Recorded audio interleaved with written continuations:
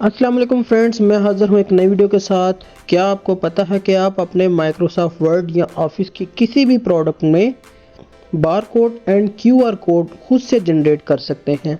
इस मकसद के लिए सबसे पहले हम ओपन करेंगे माइक्रोसॉफ्ट वर्ड को। मेरे पास माइक्रोसॉफ्ट वर्ड का जो वर्जन इंस्टॉल है वो है माइक्रोसॉफ्ट वर्ड 2019।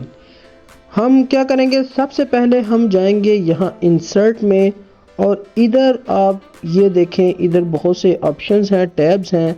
इधर ये टैब है एक ऐड इन्स का, तो हम इधर जाएंगे यहाँ गेट ऐड इन्स, इसे सिलेक्ट करेंगे तो इस तरह आपके सामने ये एक बॉक्स ओपन हो जाएगा।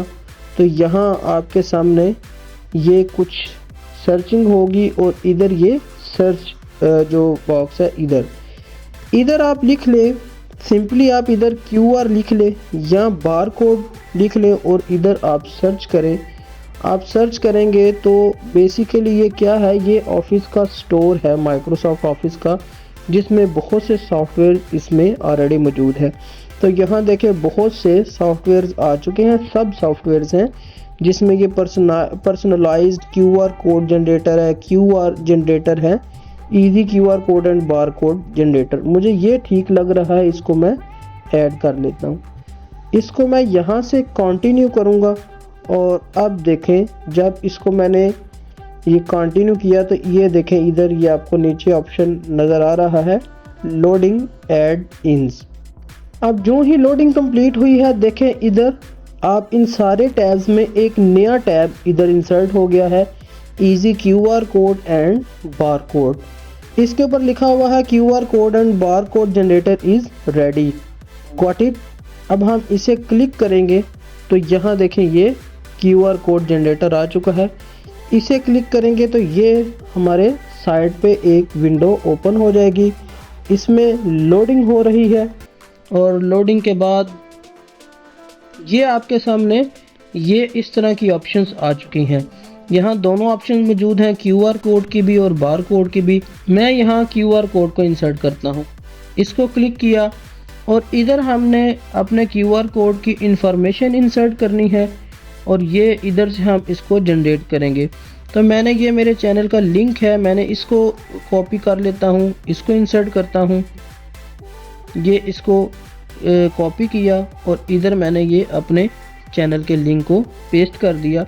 तो आपने ये देखा कि ये जो QR कोड है ये भी मॉडिफाई हुआ है।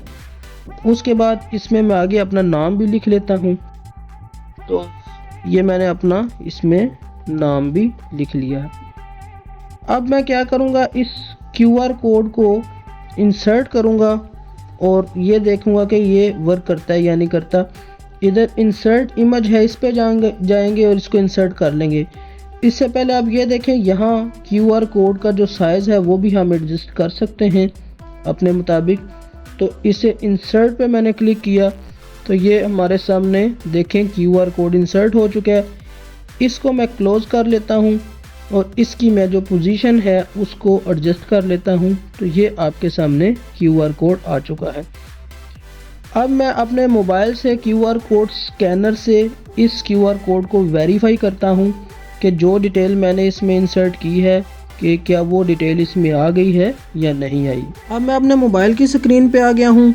मेरे मोबाइल में QR कोड स्कैनर मौजूद है, यहाँ टूल्स में ये स्कैनर है।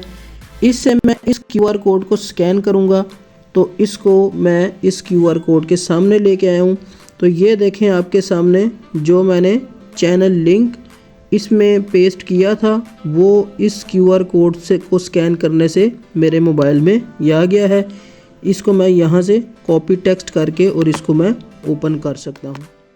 जी दोस्तों, आपको ये वीडियो कैसी लगी कमेंट सेक्शन में बताइएगा और आप ये भी बताइएगा कमेंट सेक्शन में कि आपको इस ऑप्शन का पहले पता था या नहीं था पता। आई होप आपको वीडियो पसंद आई होगी। वीडियो को लाइक कीजिए, मेरे चैनल को सब्सक्राइब कीजिए। मिलते हैं नेक्स्ट किसी नए वीडियो के साथ, तब तक के लिए अल्लाह हाफिज़, अल्लाह निगहबान।